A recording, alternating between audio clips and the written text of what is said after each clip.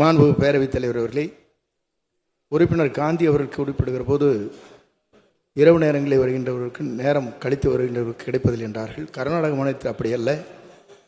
பெரிய இங்கே இருக்கிற மளிகை கடைகளில் ஆங்காங்கே எவ்வளவு ரேஷன் கார்டுகள் இருக்கிறதோ அவரிடத்திலே ஒப்படைக்கப்படுகிறது. ஒப்படைத்து எந்த நேரம் வேண்டுமானாலும் அவர்கள் பொருளை அவர் வாங்குகிற போது இதையும் சேர்ந்து வாங்குவதற்கு அங்கே நடவடிக்கை மேற்கொண்டு நடைமுறையில் இருப்பதாக சொல்கிறார்கள். அதை போன்ற செயல்களை இந்த அரசு செய்வதற்கு முன்வருமா என்பதை உங்கள் மூலமாக அறிய விரும்புகிறேன். மாண்புமிகு அமைச்சர், எனக்கு ஒரு 30 கடைக்கு மேல கிளை கடை இருக்கு, அதையும் ஞாபகம் வச்சுடுங்க. இப்போ அமைச்சர் நம்ம மாண்புமிகு உறுப்பினருக்கு பதில் சொல்லுங்க. மாண்புமிகு பேரவைத் தலைவர்களே, இதே போன்று மாண்புமிகு உறுப்பினர் சொன்னது போல ஆந்திராவிலே இதே மாதிரி தான் நகரம் வீடுக்கே சென்று பொருட்களை வழங்குகின்ற திட்டம் அரசின் செயல்முறையில் இருக்கிறது.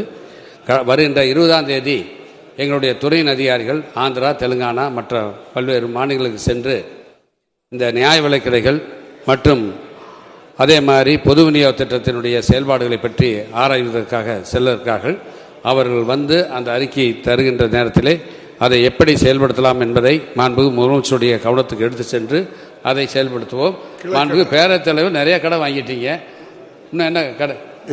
2-3 நாளைக்கு முன்னாடி கூட, அதாவது ஒரு என்பிஎஸ்எஸ் முன்னுரிமை அற்ற கார்டை முன்னுரிமை உள்ள கார்டாக ஒரு நபருக்கு நீங்க கொடுத்து வாங்குறீங்க. அப்படி அந்த கீழிறங்கி மக்களுக்கு சேவை செய்யணும்னு சொல்லிக்கிட்டு இருக்கிறீங்க. இப்போ புதுசாட்டு ஒரு 40 கடை அங்கே இருக்கு, மாவட்ட ஆட்சியர்கிட்ட வாங்கி தாங்க. கண்டிப்பா மாண்புக்கு பேரவைத் தலைவருடைய கோரிக்கை ஏற்று மாவட்ட ஆட்சித்தலைவரத்திலே தொடர்பு கொண்டு தகுதி இருக்கின்ற அத்தனை கடைகளும் பிரித்து தருவதற்கு அரசு நடவடிக்கை எடுக்கப்படும் என்பதை இந்த நேரத்தில் தெரிவித்துக் கொள்கிறேன்.